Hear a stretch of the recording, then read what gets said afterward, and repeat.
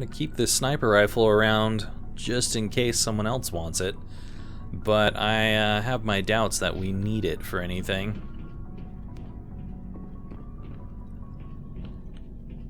Alright, not Tally, Garrus.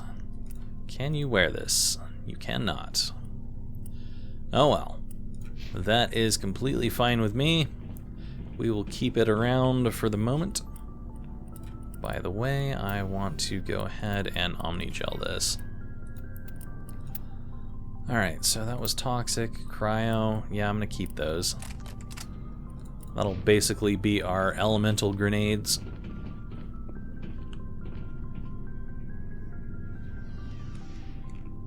It's elemental grenades, my dear Watson.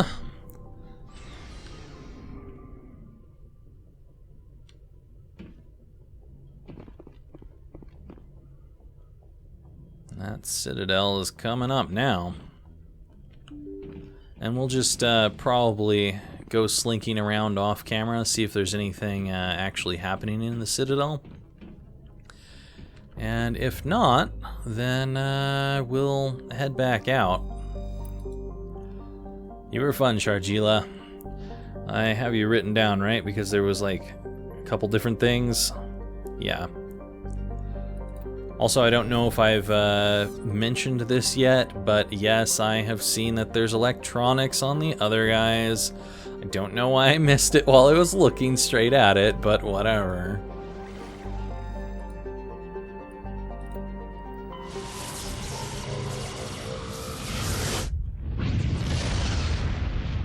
So to that end, with the electronics, I probably won't bother worrying about it for us. Because eventually they will be able to do it. Let's land.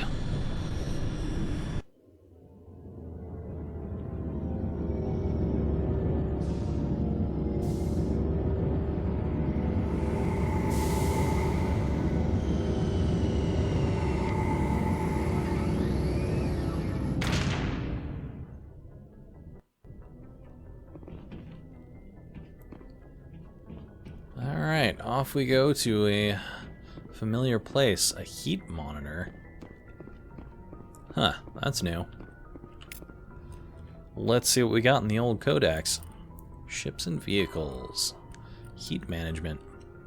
Dispersal of heat generated by onboard systems is a critical issue for a ship. If it cannot deal with the heat, the crew may be cooked within the hull. Radiation is the only way to shed heat in a vacuum. Civilian vessels utilize large, fragile radiator panels that are impossible to armor. Warships use diffuse radiator arrays, DRA, ceramic strips along the exterior of the armored hull. These make the ship appear to be striped to thermographic sensors.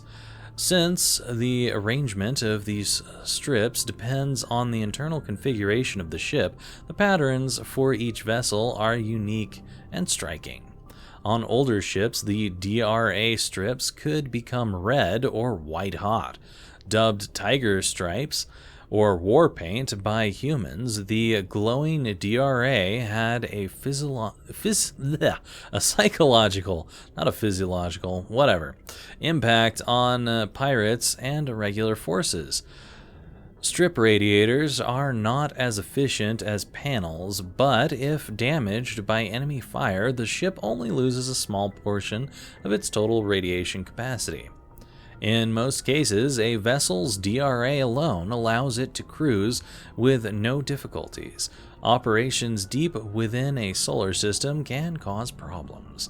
A ship engaged in combat can produce titanic amounts of heat from maneuvering burns and weapons fire. When fighting in a high heat environment, warships employ high-efficiency droplet heat sinks.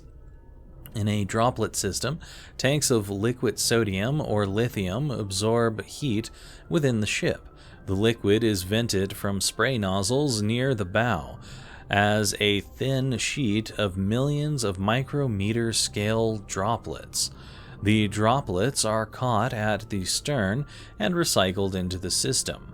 A droplet system can sink 10 to 100 times as much heat as DRA strips.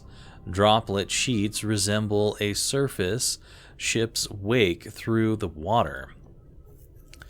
The wake peels out in sharp turns, spreading a fan of droplets as the ship changes vectors and leaves the coolant behind. So you don't catch all of it, but it recycles what it can. Good info. That's just Presley and the galaxy map. I was just checking to see if there was... Oh, there is definitely something else. Something more with the heat load monitors. Alright. Show me. Combat endurance. Heat limits the length and intensity of ship-to-ship combat. Starships generate enormous heat when they fire high-energy weapons, perform maneuvering burns, and run onboard combat electronics. In combat, warships produce heat more quickly than they can disperse it. As heat builds within a vessel, the crewed spaces become increasingly uncomfortable. Before the heat reaches lethal levels, a ship must win or retreat by entering FTL. After an FTL run, the ship halts, shuts down non-essential systems, and activates the heat radiation gear. Combat endurance varies by ship design and by the battle's location. Battles in the deep cold of interstellar space can go on for some time. Engagements close to a star are brief. Since habitable worlds are usually close to a star, battles over them are frantic. Alright. By the way, I cannot recall if all of our members leave the ship or not. I think they may go into the Citadel while we're at the Citadel. So we'll probably want to check around and see if we can find them if that is the case. Let's see. No, well, looks like Caden's still here. Is there anything else to see before we head out into the world? Do not think so. Might be something in my office, though. Maybe some free bullshit? No? Okay. No free bullshit for me. Time to go to the Citadel for real now.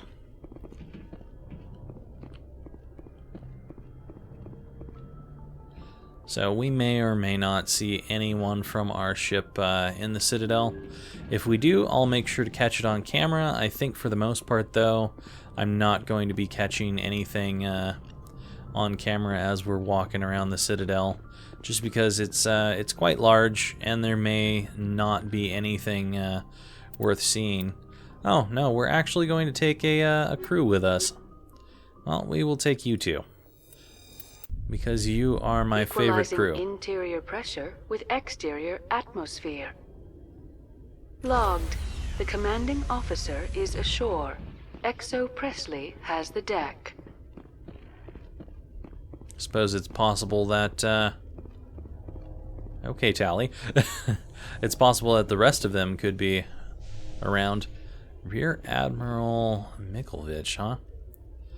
Mikhailovich. Rear Admiral Mihailovic, 5th Fleet. That is not at all how I pronounced your name. Mihailovic. Okay. Well, this is a surprise. We weren't told to expect you, sir. I would have prepared a formal greeting. Spare me the pleasantries. I command the 63rd Scout Flotilla. You and the Normandy were slated for my unit after shakedown. Then the Council got their paws, claws, tentacles, whatever. They got them on our ship and you. Well, think of it as an opportunity. I still serve the Alliance, sir. As a Spectre, I can advance our interests to the Council. You still know what color your blood is, Shepard? I don't begrudge the politician's decision to throw you to the Council. It's an opportunity. I do begrudge this over-designed piece of tin, though. She's not over-designed. The Normandy is a fine ship, sir. She's served us well so far. It's a gimmick, Commander. Useless in a stand-up fight. This experiment diverted billions from our appropriations bills. For the same price, we could have had a heavy cruiser. But no, We had to make nice to the Turians, throw money at a co-developed boondoggle. I'm here to make an inspection, Commander. Normandy is an Alliance warship. I intend to see she's up to snuff. Please do. We'd be honored to show her to you, Admiral. I'll just bet. Wait here. I won't be long. Commander, I'm not happy. Sorry? I'm sorry to hear that, sir. Who designed that CIC? Putting the commander aft of everyone else is inefficient. What if he needs to discuss with the operators toward the bow? Well, it's a Turian design. Modified Turian style. They prefer commanders looking over their subordinates rather than in the middle of them. We wanted to see how effectively they can command with that setup.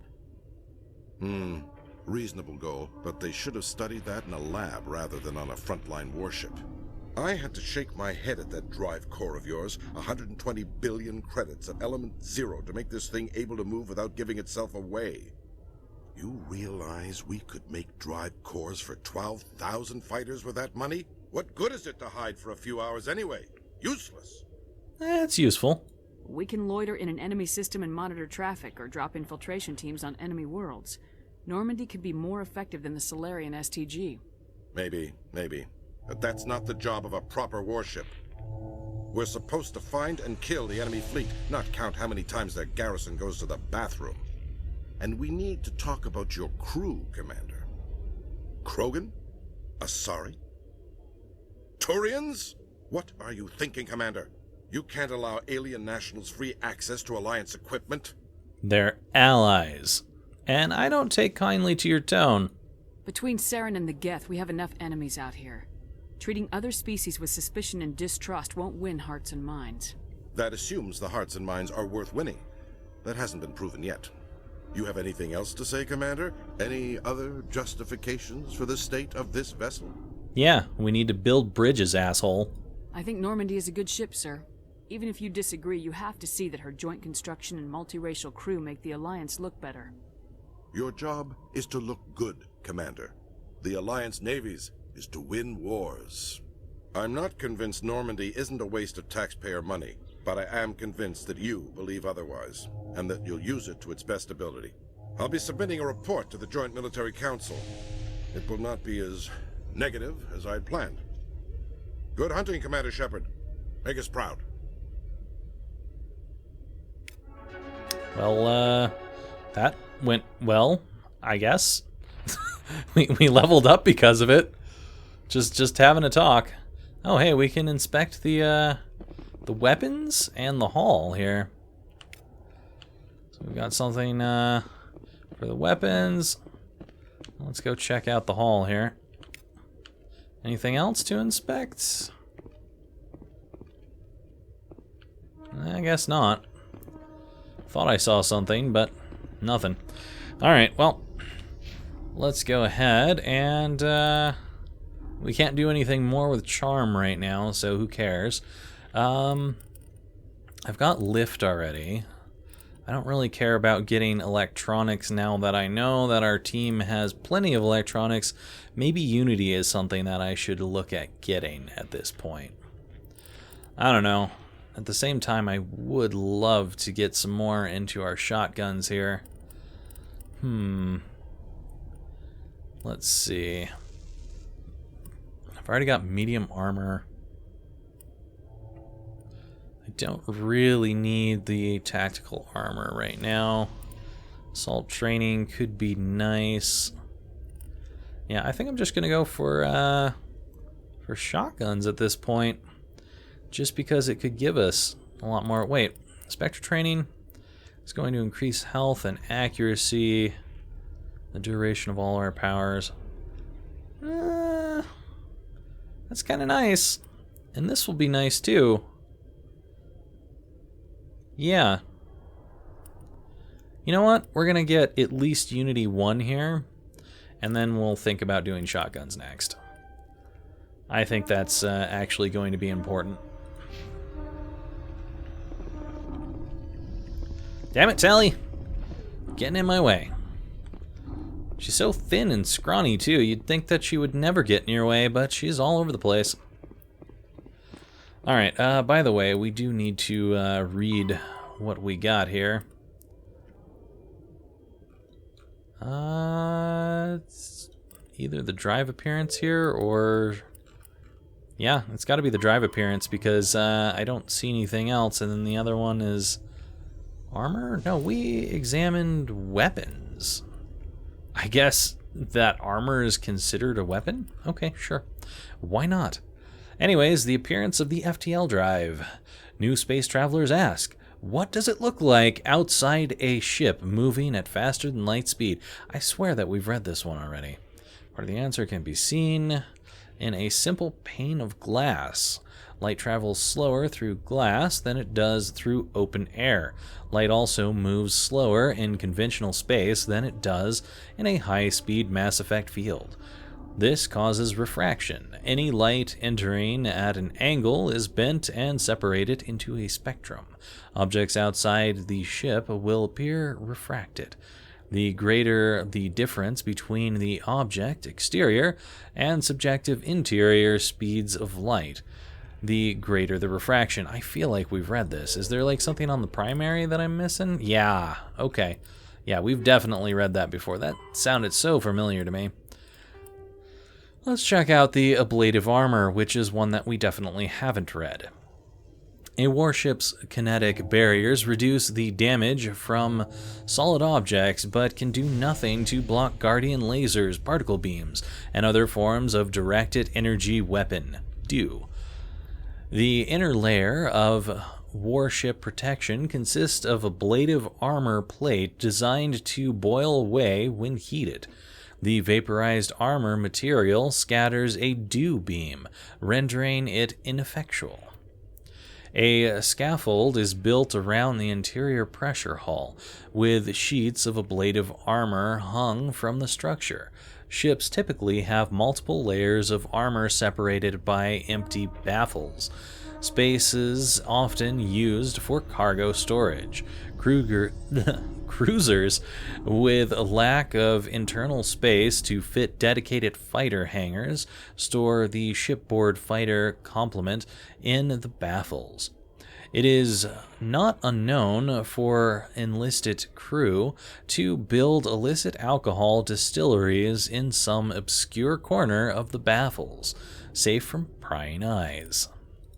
Alright, let's check out what we got on our primary here. Combat hard suits. A mass accelerator propels a solid metal slug using precisely controlled electromagnetic attraction and repulsion. The slug is designed to squash or shatter on impact, increasing the energy it transfers to the target. If this were not the case, it would simply punch a hole right through, doing minimal damage. Accelerator design was revolutionized by Element Zero. A slug lightened by a mass effect field can be accelerated to greater speeds, permitting projectile velocities that were previously unattainable. If accelerated to a high enough velocity, a simple paint chip can impact with the same destructive force as a nuclear weapon. However, mass accelerators produce recoil equal to their impact energy. This is mitigated somewhat by the mass effect fields that rounds are suspended within. But weapon recoil is still the prime limiting factor on slug velocity. I see. Alright. Now, finally down to CSEC Academy. You two gonna talk about anything? Alliance officials have raided a dangerous cult controlled by a former Alliance officer, Major Kyle. Major Kyle surrendered and is now being treated for severe post-traumatic stress disorder. Cool. We didn't get him killed, and he's actually being treated instead of being executed. What an interesting turn of events. I guess maybe for the elevators I should just try to record, because you never know, there could be something going on. For example, these two could talk to each other, or we could get something up there. Why, hello there. Commander Shepard?